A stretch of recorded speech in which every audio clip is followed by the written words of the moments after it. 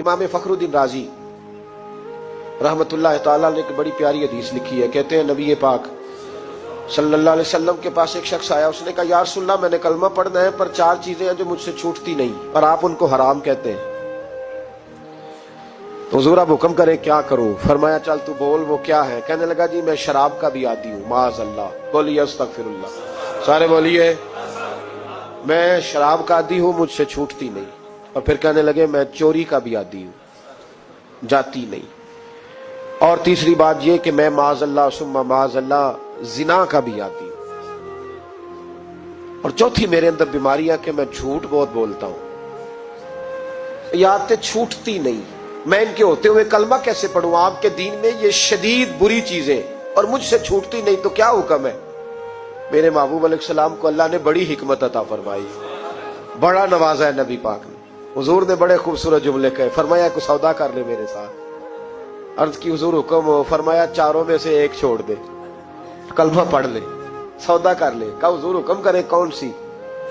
सहाबा कहता है अब हम घूम रहे थे कि ये क्या बात है, चारों चीजें हराम में कतई है। हुजूर कहते एक छोड़ दे, मैं एक वादा कर। कहा या रसूलल्लाह हुक्म करे।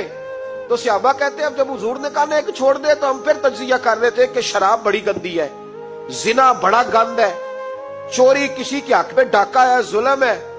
लेकिन मेरे नबी पाक अलैहिस्सलाम ने क्या खूबसूरत फरमाया, फरमाया चल तू झूठ छोड़ दे। क्या छोड़ दे?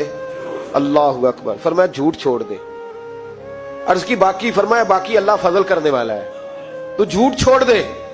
अब लोग कहते हैं कि हम हैरान थे कि इतनी गंदी चीजें, शराब भी, जिना भी, चोरी भी, और हुजूर ने सिर्फ झूठ छुड़वाया है।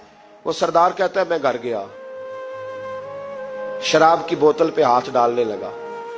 दिल में ख्याल आया शराब पी के सहाबा के मजमे में जाऊंगा, तो अगर किसी सहाबी ने पूछा कि तूने शराब पी है, झूठ बोलूंगा तो नबी पाक के वादे का क्या बनेगा, और सच बोलूंगा तो उस महफिल नूर में बैठूंगा कैसे शराब पी के?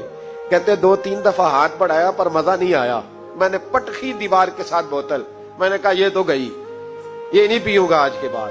कहते फिर मैं बाहर निकला उस औरत के पास रात गुजारने जहां मुंह काला करना था। कहते जब पहुंचा तो उसने पहला सवाल पूछा, कहने लगी सुना है तू कलमा पढ़ गया है?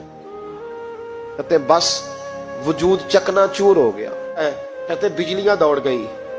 मैंने कहा अगर झूठ बोलूं तो हुजूर के वादे का क्या बनेगा? महबूब ने कहा झूठ नहीं बोलना, अगर सच बोलूं तो फिर इसके करीब कैसे जाऊं? कहते वहां से भी लौट आया।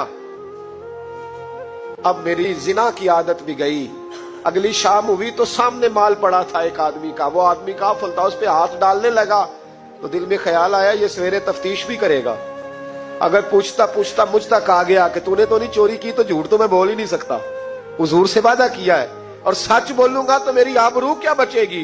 कहते शाम एक दिन में गया, अगले दिन की शाम हुई तो सिर्फ सच की आदत अपनाई, मेरा जिना भी गया, मेरी चोरी भी गई, मेरी शराब कबाब भी गए।